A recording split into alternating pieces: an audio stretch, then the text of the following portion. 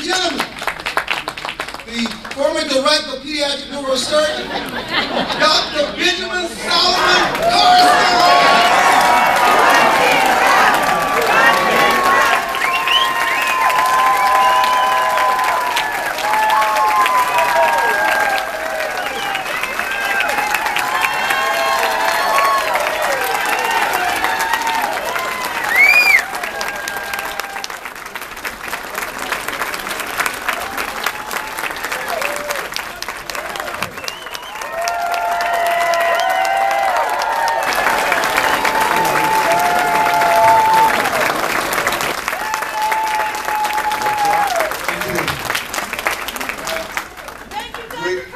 Thank you. We're delighted to be here. It's my wife, Candy, of almost 40 years.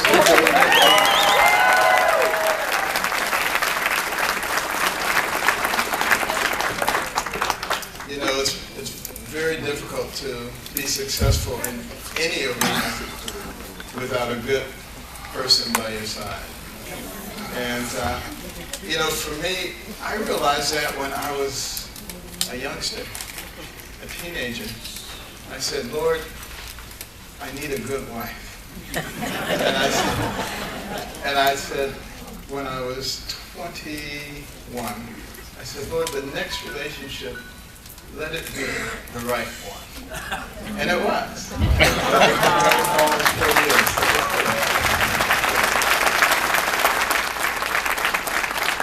But thank you for your kind invitation and for your interest in sustaining our nation for the next generation.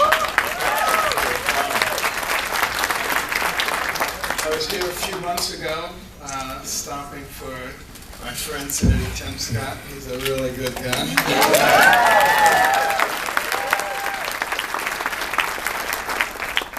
And before I go on, let me just make clear one thing, which should be apparent pretty soon. I'm not politically correct.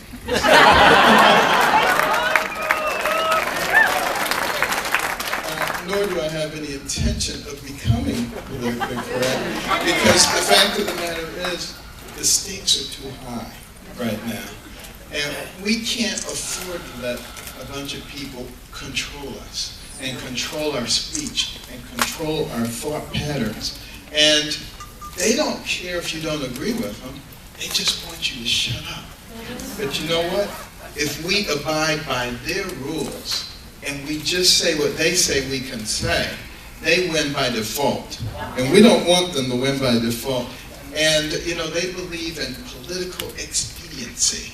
You only do what's politically expedient. You only say what's politically correct. And I have a different philosophy. I believe there is such thing as right and wrong. We do what's right, not what's wrong.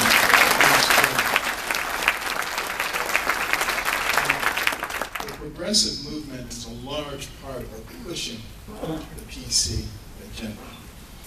And, you know, they tried to label people. Remember when you were in the 2nd grade or the 3rd grade, and you had people always running around trying to call you names and trying to attach labels to you? Well, see, they never grew up. And, you know, we need to mature in this country, start thinking about other things. But, you know, they tried to put on the Republicans, for instance, the label of people who are not compassionate, who are hateful, who are racist, and every kind of horrible thing imaginable. Is that the same Republican Party that was formed largely as an abolition? Yeah. Is that the same Republican Party that fought for the rights of the freedmen to have guns so the KKK couldn't just come and kill them at will? Is that the same one? Is it the same one who pushed through the Civil Rights Bill and the Voting Rights Bill against the vehement opposition of the Democrats? Same one. Same one. Same one who encourages personal responsibility so that people can become a part of the American dream and not be dependent on the bottom rung of our society. This is who we are and what we must begin to emphasize to people. don't just allow the progressive movement to define us, because that's not who we are. What they are defining is who they are. They are the party of, quote, compassion.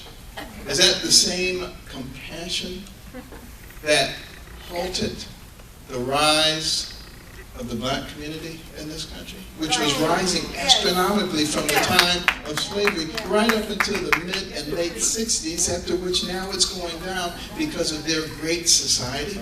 Is it the same Democratic Party who patted people on the head and said, there, you poor little thing, I'm going to take care of all your needs, your food and your housing and your health care, because you can't do it yourself anyway. But we're good, wonderful people. We're going to take care of you, and all you have to do is vote for us. Is it the same one that we're talking about? I wonder. The same ones who've done so much good for people. In 1969, 1.4% of our population was on food stamps. And now on the SNAP program, we have over 14%. Wow, that's great progress. 10 times as much. Obviously, their programs are working extraordinarily well. But, when I was a youngster, growing up in the midst of all that, and hearing all the things, one of the things I remember so vividly is people around, whenever the government would announce a new program, and they would be so excited, we're going to get more goodies. But my mother really did not buy into that stuff at all. She was one of 24 children, got married when she was 13. And, years later, discovered that her husband was a bigamist. So she had to get divorced. And, she only had a third-grade education. She had to raise me and my brother on her own. And she worked 2 to 3 jobs at a time. And she was determined to stay off of welfare. She occasionally accepted some assistance, but for the most part was successful, because she noticed that people who went on welfare for the most part stayed on welfare. And she didn't want that. She wanted to be independent, and she didn't want that for us. Now, I find it interesting that there's some people who say, well, if you benefited from welfare, then you should be a big advocate of welfare. You shouldn't be talking about anything that in any way interferes with that. I believe in a safety net for people who need a safety net, but I do not believe in a system that chronically places people in a state of dependency. And this is not what we need.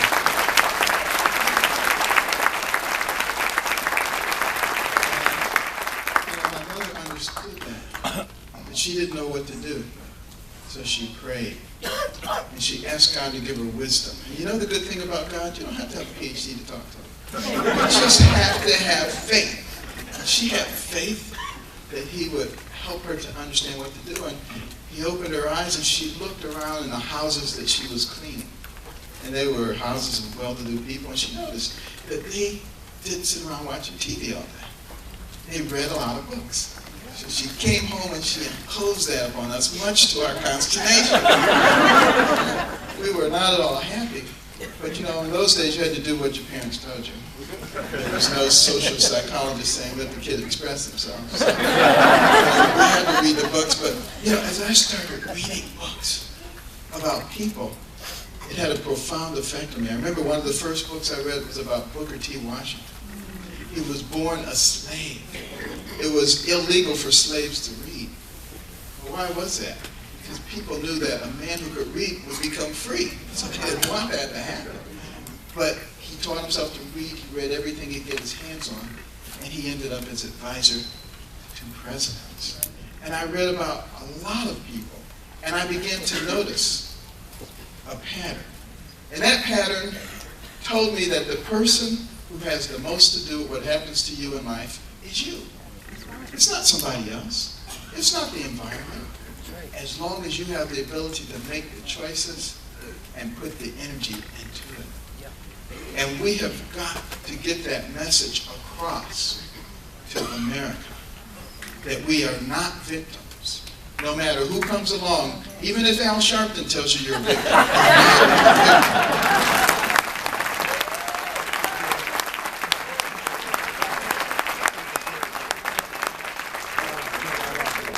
The progressives also like to come along and they want to tell you how many things are impossible. You can't do this, you can't do that. You know, nothing is possible until you do it, and then it's possible. Everything is impossible before that. Come on. I mean, this is America, the place that gave rise to the expression can-do attitude. You know, we don't sit around and think about what we can't do. We think about what, through the grace of God, we're able to do. You know, I remember when I was in high school, and I used to get teased a lot because I didn't have very nice clothes. You know, we were poor, we couldn't afford anything. And I saw a guy walk by with an ROTC uniform. And he was a full colonel, and he had all these ribbons and medals. And I said, wow, I should join the ROTC. And then I could wear that uniform, and people wouldn't be teasing me about my clothes.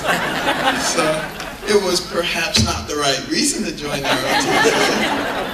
But I joined it, and you know, once I was in it, you know, by that time I had turned things around academically because of the reading program that my mother had put us on. I went from the bottom of the class to the top of the class.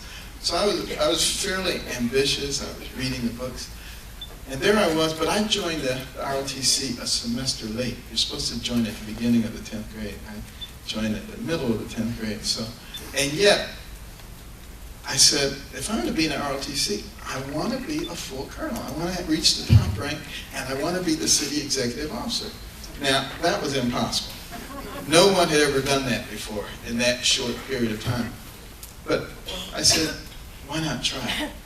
And I put all my efforts into it. You'll have to read one of my books to see how I did it. But I did wind up as the city executive officer.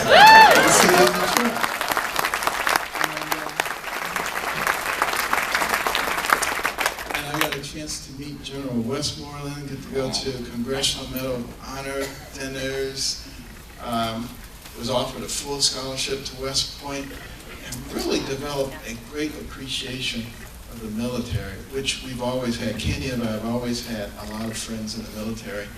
And I'll tell you, we know a lot of generals in the military. These guys are smart. And I'll tell you, a president who goes around firing these guys and trying to micromanage them doesn't know what he's doing.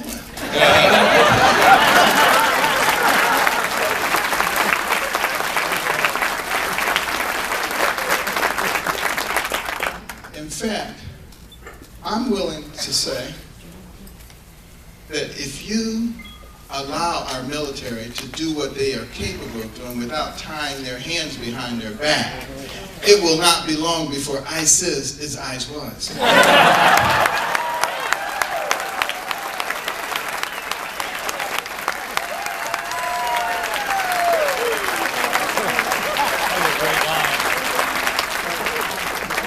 But you know, a lot of people, you know, they say, Carson, come on now. You don't have any political experience. Good. And why would you be thinking about doing anything in the political realm? Guess what? It's not about me. It's about we, the people. This country was designed around we, the people.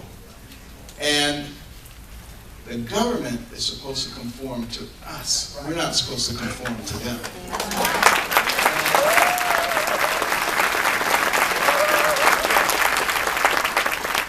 Our founders wanted to make sure there was no such thing as a political class, a select small group of people out of which we would consistently pull our leaders. That hadn't worked so well for us. That's why we're in the situation that we're in now. What we need are intelligent people who have common sense, who know how to listen, who have some humility, and who have faith in God. And that will get us out of this problem and let us once again excel to the pinnacle of the world where we belong and to lead the rest of the world in the direction of God.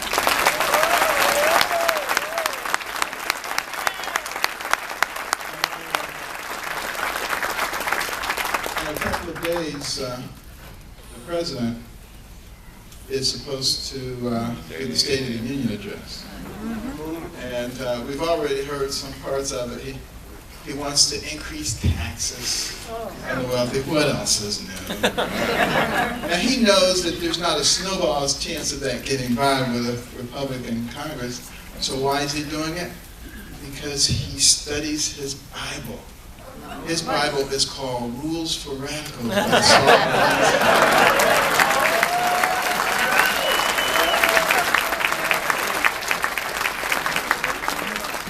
And Alinsky says, you must always keep class warfare front and center. No matter what, just always keep it out there because you want to stir up dissatisfaction and you want to create the atmosphere for a desire for fundamental change. That's what it's all about. They want to change the nation in which we live. And that's why they create all these wars. War on women, race wars, age wars, income wars, religious wars, every kind of war that's imaginable. But we, the people of the United States, need to recognize that we are not each other's enemies. The enemies are those people who are trying to make us into enemies. We have to wake up and understand that they are our enemies. We are not each other's enemies.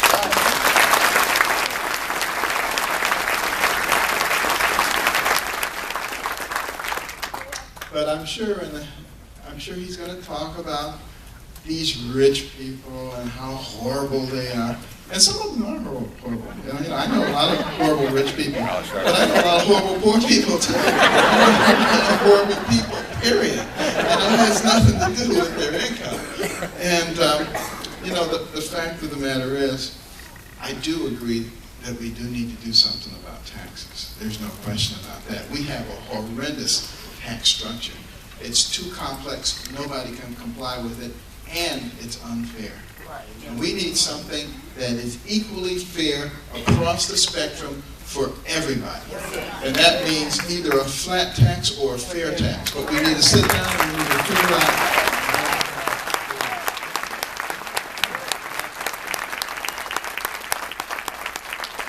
And the important thing is that whatever we come up with, it needs to eliminate the IRS. Yeah.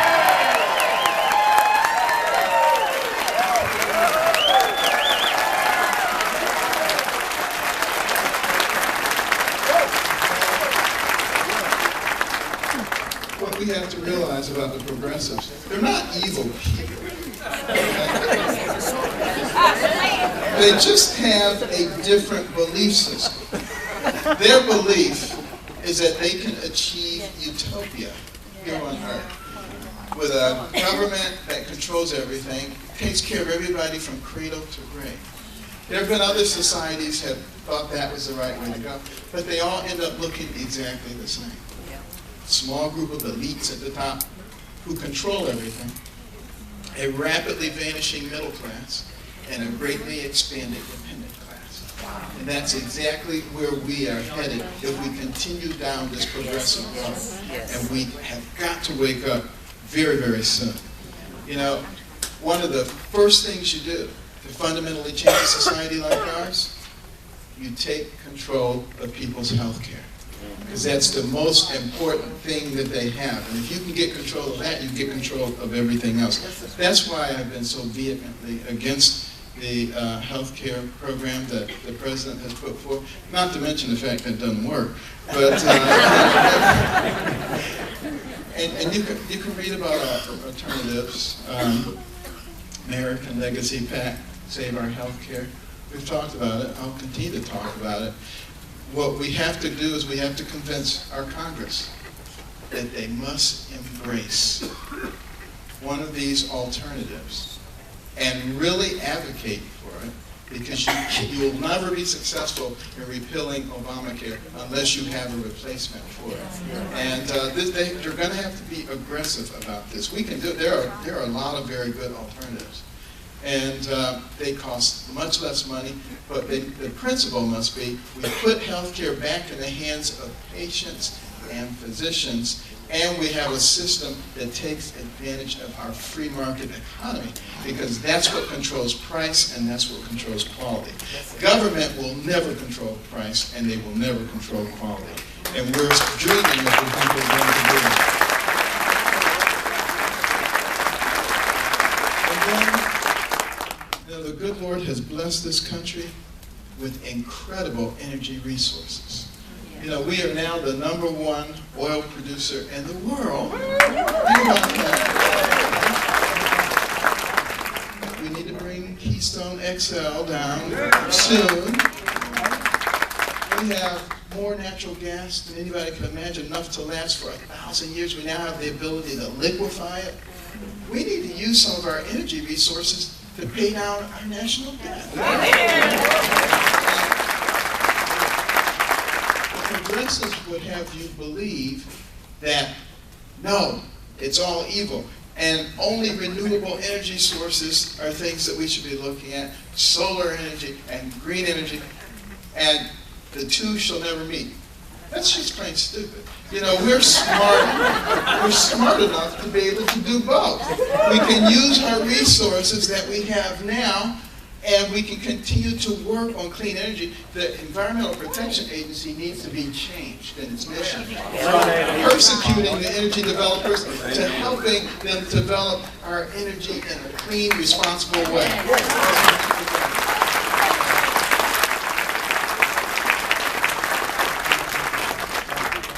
And some of the progressives have been saying, look at how well the economy's doing. And they want to say, they're responsible. You know what's responsible for the small increase in good that we see? It's the fact that we have an incredibly strong economy. And we can't knock it out, even with all of these horrible policies that are going on. That's what's good. And can you imagine what will happen if we revise our tax structure and make it something that incentivizes people again? And if we get rid of the unnecessary regulations and we create an environment that allows it to thrive, and then there will be jobs for people, and if people have jobs and we can show them the right pathway to the American dream, they will forget about all these government programs. But the reason I believe that some of these stupid policies are in place is because they want to keep the economy depressed, because people won't want other silly programs if we have a vibrant and dynamic economy. But you know what? We're going to get a vibrant economy.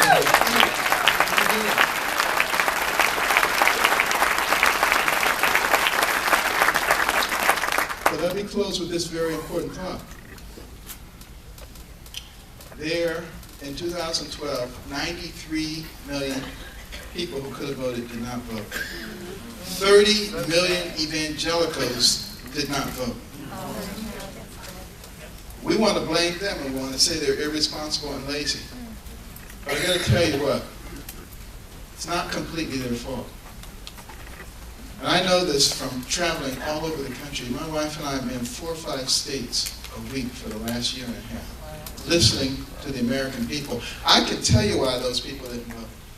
Because they don't see one iota of difference between the Democrats or the Republicans.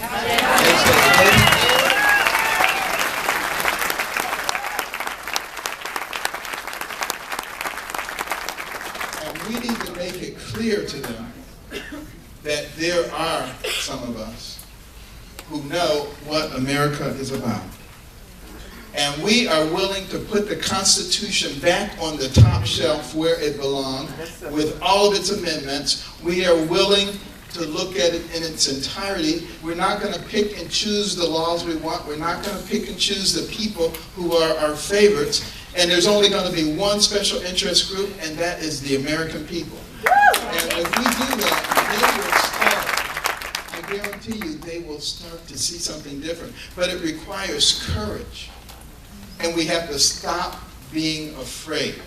And the next time you hear a congressman or a senator say, well, we would do that, but they're going to blame us, just punch them in the nose. Because they're going to blame you anyway.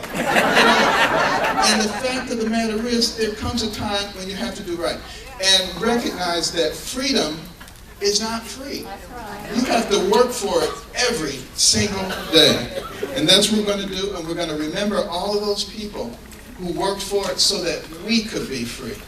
And if we're willing to pick up the mantle now and think about our children and our grandchildren and all the people who will come behind us, we will indeed have one nation under God, indivisible, with liberty and justice for all.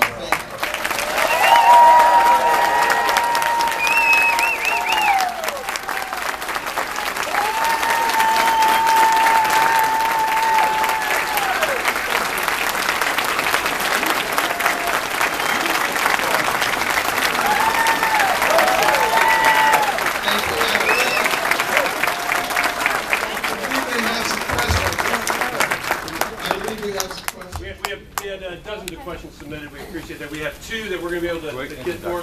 Michelle's our first question. Thank you, Dr. Carson. Please tell us what would guide your decisions in foreign affairs, especially regarding our nation's security. Okay, very good question. First of all, recognize that we are the pinnacle nation in the world. There is responsibility that goes with being the pinnacle nation in the world. It means you have to actually step out and lead. You can't expect other people to always fill in for you.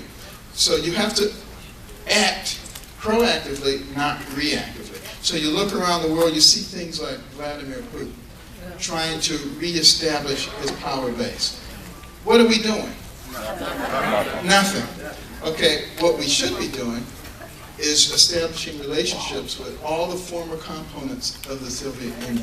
What we need to be doing is strengthening NATO. We need to be making sure that they are all parts of it, and that Vladimir Putin knows that if he violates them, he violates us. You know, that's the kind of thing. We also need to recognize that the only thing that stops him right now is his financial situation. Yeah. We can use our energy resources to put him in his little box and shut the lid. You know, that's what we do. You know, as far as ISIS, you know, this is an existential threat to us. You know, they have said they want to destroy us, and we have to use all of our resources. You know, we use our financial resources, our military resources. We have to use our covert resources. We use everything we have. And we need to make sure that our military is well supported. We don't undermine them. And they should never be in a position where they're wondering, if I do this, will my country back me up? Yeah. We have their back. We don't care about us.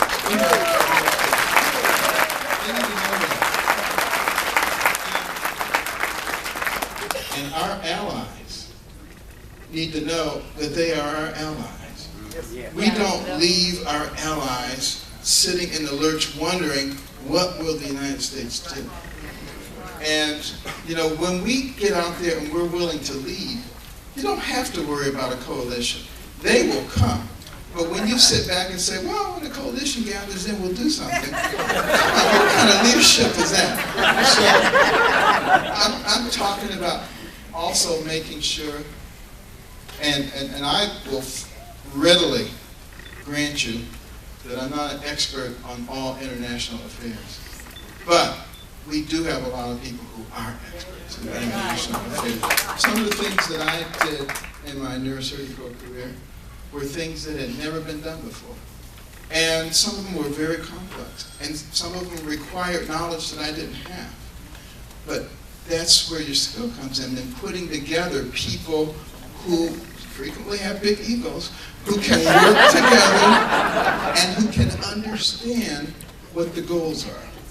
And that's what the United States is. It's a large collection of people, many with incredible skills and knowledge. And if we learn how to tap that knowledge in the appropriate way, I think our best days will be ahead of us. Amen. Thank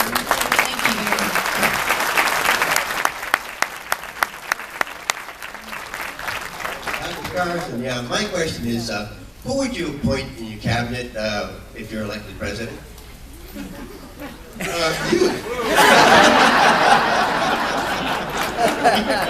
I'm not so sure about your judgment, Dr. Carson. No, I think one of the things that's very important, and as we're putting together our infrastructure, we have to have people who understand what our goals are. And I'm not just talking about yes men and bootleggers.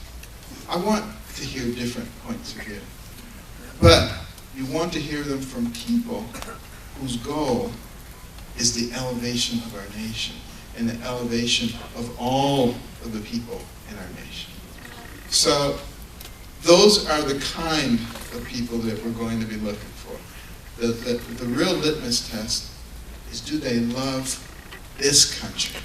And are they willing to do what they need to do for this country?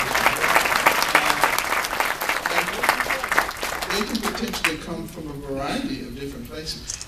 I'm not all that concerned, honestly, about a person's political label.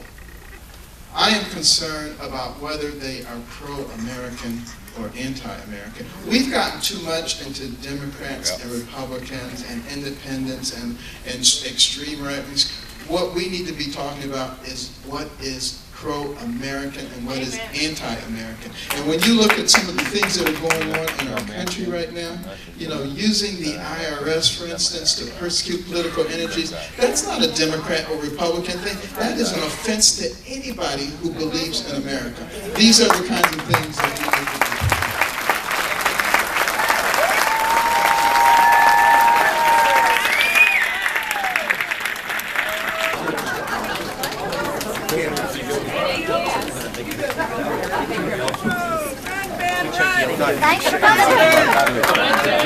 Thanks, Ben.